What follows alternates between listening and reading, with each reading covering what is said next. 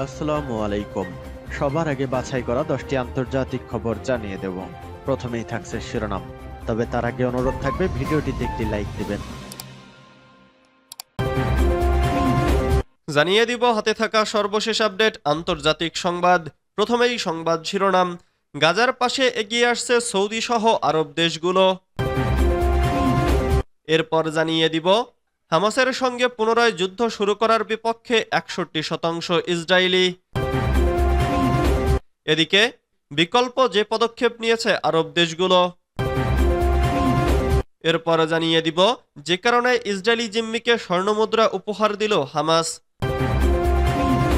আরও জানিয়ে দিব মিয়ানমারের গুরুত্বপূর্ণ জান্তা ঘাঁটি দখল করেছে চীন ডিফেন্স ফোর্স। সর্বশেষ জানিয়ে দিব শান্তির পথে ফিরতে চায় ইউক্রেন, বলেছেন জেলেনস্কি। এতক্ষণ শুনছিলেন সংবাদ শিরোনাম, এবারে বিস্তারিত। তবে অনুরোধ থাকবে ভিডিওটিতে একটি লাইক করবেন এবং কমেন্ট করে জানিয়ে দিবেন কোন জেলা থেকে আপনি আমাদের এই ভিডিওটি দেখছেন। গাজার পাশে এগিয়ে আসছে সৌদি আরব সহ আরব দেশগুলো। গাজার ভবিষ্যৎ নির্ধারণে নতুন পরিকল্পনা নিয়ে এগোচ্ছে সৌদি আরব। মার্কিন প্রেসিডেন্ট ডোনাল্ড ট্রাম্পের গাজা খালি করার পরিকল্পনার উপযুক্ত জবাব দিতে এ মাসে রিয়াদে একটি গুরুত্বপূর্ণ বৈঠক করতে যাচ্ছে সৌদি আরব, মিশর, জর্ডান, সংযুক্ত আরব আমিরাতের মতো আরব দেশগুলো। উপত্যকাটির পুনর্গঠনে এগিয়ে আসতে চাইছে তারা। 5টি গণমাধ্যম সূত্র এএফপিকে জানিয়েছে বৈঠকে ফিলিস্তিন নিয়ে খসড়া নানা প্রস্তাব আলোচনা হতে পারে। এ প্রস্তাবের মধ্যে রয়েছে উপসাগরীয় দেশগুলোর নেতৃত্বে ফিলিস্তিন পুনর্গঠন তহবিল গঠন, এছাড়া হামাসকে পাশ কাটিয়ে একটি নতুন শাসন কাঠামো ঠিক করা। মিশরের তৈরি করা খসড়া প্রস্তাবে বলা হয়েছে একটি জাতীয় ফিলিস্তিনি কমিটি গঠন করে গাজার শাসন করা হবে, যেখানে হামাসের কোনো সংশ্লিষ্টতা থাকবে না। ফিলিস্তিনিদের বিদেশে পুনর্বাসনের পরিবর্তে আন্তর্জাতিক সম্প্রদায়ের অংশগ্রহণে গাজায় পুনর্গঠন কাজ চালানো হবে। এরই ধারাবাহিকতায় দুই রাষ্ট্রভিত্তিক সমাধানের দিকে এগোনো হবে। এর আগে গাজা থেকে ফিলিস্তিনিদের হস্তান্তরের পরিকল্পনার কথা জানিয়েছেন মার্কিন প্রেসিডেন্ট ডোনাল্ড ট্রাম্প। তিনি গাজার 17 লাখ মানুষকে পাশের দেশগুলোতে পুনর্বাসন করার কথা বলছেন। তবে ট্রাম্পের এই প্রস্তাব প্রত্যাখ্যান করেছে আরব দেশগুলো। এমনকি তার পরিকল্পনা ঠেকাতে নতুন উদ্যোগ নিচ্ছে সৌদি আরব।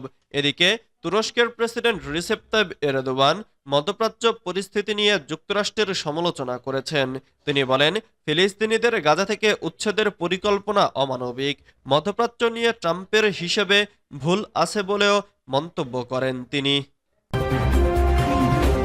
হামাসের সঙ্গে পুনরায় যুদ্ধ শুরু করার বিপক্ষে 61% ইসরায়েলি। ফিলিস্তিনি প্রতিরোধ আন্দোলন হামাসের সঙ্গে পুনরায় যুদ্ধ শুরু করার বিপক্ষে অবস্থান নিয়েছে 61% ইসরায়েলি।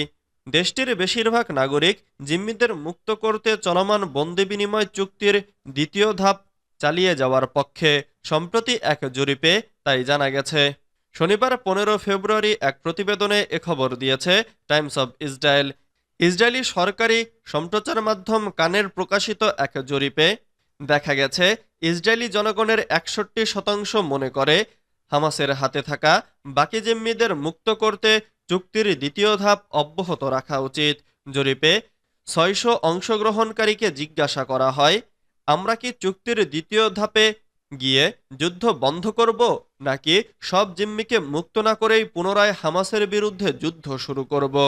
এর জবাবে 61% উত্তরদাতা বলেছেন ইসরায়েলকে বন্দি বিনিময়ের দ্বিতীয় ধাপ চালিয়ে যেতে হবে।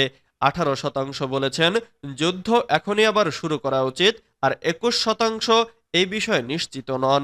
জরিপের এই ফলাফল ইসরায়েলি জনগণের যুদ্ধের ভবিষ্যৎ নিয়ে বিভক্ত মতামতের প্রতিফলন ঘটাচ্ছে, যেখানে জিম্মিদের মুক্তি ও যুদ্ধের মধ্যে একটি কঠিন সিদ্ধান্তের সামনে রয়েছে সরকার। বিকল্প যে পদক্ষেপ নিয়েছে আরব দেশগুলো। গাজা থেকে ফিলিস্তিনিদের সরিয়ে ওই ভূখণ্ডের দখল নিতে চান মার্কিন প্রেসিডেন্ট ডোনাল্ড ট্রাম্প। তিনি এ ধরনের প্রস্তাব সামনে এনেছেন। এর জবাবে ফিলিস্তিনের ভবিষ্যৎ গড়ার লক্ষ্যে আরব দেশগুলো বিকল্প প্রস্তাব আনতে জরুরি চেষ্টা চালাচ্ছে। এর নেতৃত্ব দিচ্ছে সৌদি আরব। খবর রয়টার্স ও আরব নিউজের। ফিলিস্তিনের ভবিষ্যৎ নিয়ে এই মাসেই সৌদি আরবের রাজধানী রিয়াদে একটি গুরুত্বপূর্ণ বৈঠক করতে যাচ্ছে সৌদি আরব, মিশর, জর্ডান, সংযুক্ত আরব আমিরাতের মতো আরব দেশগুলো। নাম প্রকাশ না করার শর্তে আরেকটি সূত্র জানিয়েছে যে ফিলিস্তিনি প্রেসিডেন্ট মাহমুদ আব্বাসও যোগ দেবেন। এ বৈঠকে ফিলিস্তিন নিয়ে খসড়া নানা প্রস্তাব আলোচনা হতে পারে। এসব প্রস্তাবের মধ্যে রয়েছে উপসাগরীয় দেশগুলোর নেতৃত্বে ফিলিস্তিন পুনর্গঠন তহবিল গঠন, এছাড়া হামাসকে পাশ কাটিয়ে একটু চুক্তি সম্পাদন করা। 5টি সূত্র এ তথ্য জানিয়েছে। গাজা থেকে ফিলিস্তিনিদের নির্মূল করে জর্ডান ও মিশরে পুনর্বাসনের ট্রাম্পের পরিকল্পনায় আরব বিশ্বের দেশগুলো বড় ধরনের ধাক্কা খেয়েছে। ট্রাম্পের এ প্রস্তাব তৎক্ষণাৎ প্রত্যাখ্যান করেছে কায়রো ও আম্মান। তারা বলেছে, এ ধরনের পরিকল্পনা করা হলে তা এ অঞ্চলকে আরও অস্থিতিশীল করে তুলবে। যে কারণে ইসরায়েলি জিম্মিকে স্বর্ণমুদ্রা উপহার দিল হামাস। আবারও জিম্মি বিনিময়ের সৌজন্যের ক্ষেত্রে অনন্য নজির গড়েছে হামাস। ফিলিস্তিনের স্বাধীনতাকামী সংগঠনটি এবার এক ইসরায়েলি জিম্মিকে বিশেষ একটি উপহার দিয়েছে। উপহারের চেয়েও বেশি নজর কেড়েছে উপহার দেওয়ার কারণটি। মার্কিন গণমাধ্যম নিউ ইয়র্ক পোস্ট জানিয়েছে, ইসরায়েলের সঙ্গে বন্দি বিনিময় চুক্তির প্রথম পর্যায়ের 6ষ্ঠ ধাপের অংশ হিসেবে 3 জিম্মিকে মুক্তি দিয়েছে হামাস। এ সময় এক বন্দীকে তার ছোট্ট মেয়ের জন্য স্বর্ণমুদ্রা উপহার দিয়েছে হামাস। ডেকেলহান নামের ওই ইসরায়েলি জিম্মি বন্দি করার কয়েক মাসের মাথাতেই বাবা হয়েছিলেন। হামাসের হাতে তিনি মোট 500 দিনের মতো বন্দী ছিলেন। সেই কন্যা সন্তানের জন্যই স্বর্ণ মুদ্রাটি উপহার দিয়েছে হামাস। হামাসের সশস্ত্র শাখা আল কাসাম ব্রিগেড যে 3 ইসরায়েলি জিম্মিকে মুক্তি দিয়েছে তারা হলেন শাসা আলেকজান্ডার ক্রোফানভ, শাগি ডেকেলহান এবং ইয়াইর হর্ন। মিয়ানমারের গুরুত্বপূর্ণ জান্তা ঘাঁটি দখল করেছে চীন ডিফেন্স ফোর্স। মিয়ানমারে সরকারের বিরোধী প্রতিরোধ গোষ্ঠীগুলো সাংহাই অঞ্চলের দক্ষিণাঞ্চলীয় কালে টাউনশিপে সেনাবাহিনীর কানপারনি ঘাঁটি দখল করে নিয়েছে। স্থানীয় সংবাদ মাধ্যম ইরাবতী জানিয়েছে, সরকার নিয়ন্ত্রিত অঞ্চলের প্রবেশপথে অবস্থিত ঘাঁটিটি দখলে নেতৃত্ব দিয়েছে হামলার সমন্বয়কারী চীন ডিফেন্স ফোর্স। মণিপুর নদীর দক্ষিণ তীরে কালেগঙ্গাও সড়কের পাশে অবস্থিত সামরিক ঘাঁটিটি সরকারি বাহিনী এবং জান্তাপন্থী পিওসোহতি মিলিশিয়া গ্রুপ পরিচালিত করত। সাংহাই অঞ্চলের দক্ষিণ কালে টাউনশিপকে মাগওয়ে অঞ্চলের উত্তর গঙ্গাও টাউনশিপের সঙ্গে সংযুক্ত করার কৌশলগত প্রবেশদ্বার ছিল এটি। সংবাদ মাধ্যমের খবর, সেখানে জান্তা নিয়ন্ত্রিত মিলিশিয়া গোষ্ঠীগুলো বেসামরিক নাগরিকদের বিরুদ্ধে সহিংসতার জন্য কুখ্যাত, যার মধ্যে রয়েছে গোলাবর্ষণ ও গ্রাম জ্বালিয়ে দেওয়া। সেখানকার বাসিন্দারা সামরিক শাসনের বিরোধিতা করে।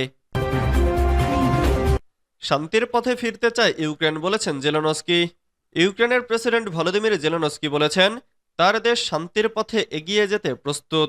শুক্রবার 14 ফেব্রুয়ারি জার্মানির মিউনিখে মার্কিন ভাইস প্রেসিডেন্ট জেডি ভ্যান্সের সাথে এক বৈঠকে তিনি কথা বলেন।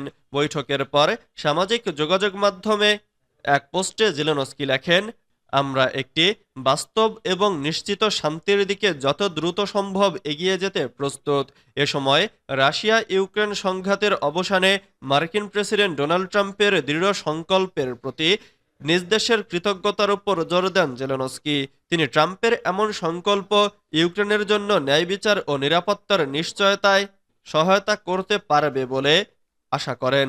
জেলেনস্কি আরও উল্লেখ করেছেন, ইউক্রেন বৈঠক এবং সরাসরি পরিস্থিতির গভীর মূল্যায়নের জন্য ইউক্রেন ও রাশিয়া বিষয়ক মার্কিন বিশেষ দূত কিথ কেলগের সফরের অপেক্ষায় রয়েছে। ইউক্রেনের ইন্টারফ্যাক্ট সংবাদ মাধ্যম জানিয়েছে, জেলেনস্কির সাথে আলোচনার পর ভ্যান্স বলেন, মার্কিন যুক্তরাষ্ট্রের লক্ষ্য হল টেকসই এবং স্থায়ী শান্তি প্রতিষ্ঠা করা। শুক্রবার শুরু হওয়া 61তম মিউনিখ নিরাপত্তা সম্মেলনের ফাঁকে জেলেনস্কি এবং ভ্যান্স সাক্ষাৎ করেন।